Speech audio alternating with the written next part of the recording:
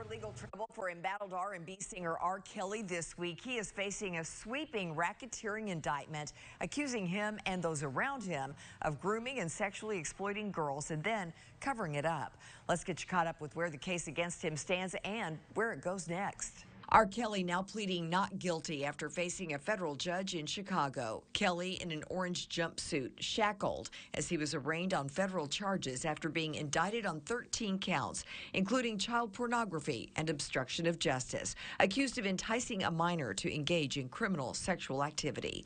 Charges the singer denies.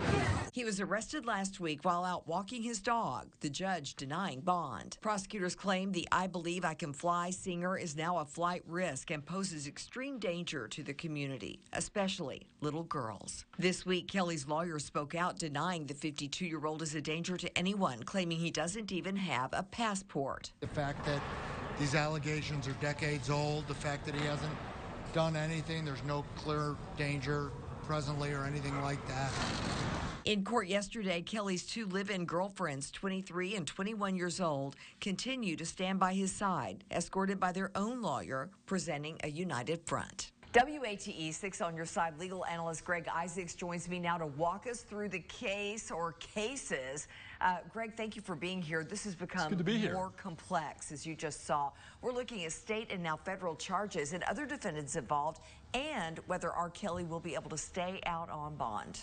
Wow, Lori, we know that R. Kelly was charged in a child pornography indictment pursuant to 2251. That was the production and distribution of child pornography, where he allegedly paid to destroy or buy back child pornography that he'd created. Now the feds in the Eastern District of New York have hit him very hard on the other side of the country. A 5-count indictment alleging a RICO violation, racketeering, and 4 counts of the Mann Act. I mean, serious federal charges. If we thought the other charges against him were heinous and serious, this takes it to a different level. And let's break it down. The facts are he engaged in sexual exploitation of children, that he engaged in kidnapping, that he engaged in forced labor, intimidation, and coercion, that the acts, and here's what RICO is. That's what they've used to get drug lords. That's what they've used to bring down the Gambino family and the mafia. It is threats and coercion wrapped around a continuing criminal conduct, and this is the exploitation and sexual molestation of underage women. These investigators have been watching him closely. Homeland Security has made this a priority. 4 counts of the Mann Act. It's been a long time since we've seen a high-profile Mann Act case. That means you are violating a federal statute by affecting interstate commerce, going across state lines to cause someone to engage in prostitution or engage in illegal sexual activity.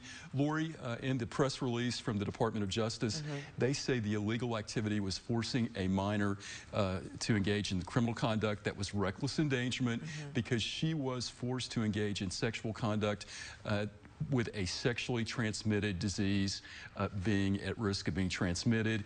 It is horrible. These girls were intimidated, coerced, not allowed to leave. So very salacious but very serious charges from R. Kelly. It is going to be a miracle if he gets out of his detention hearing based on the fact that he's already on pretrial release in Chicago. And it may be that he shouldn't get out.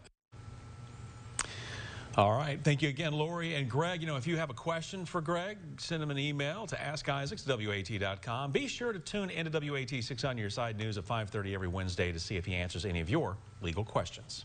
In other news,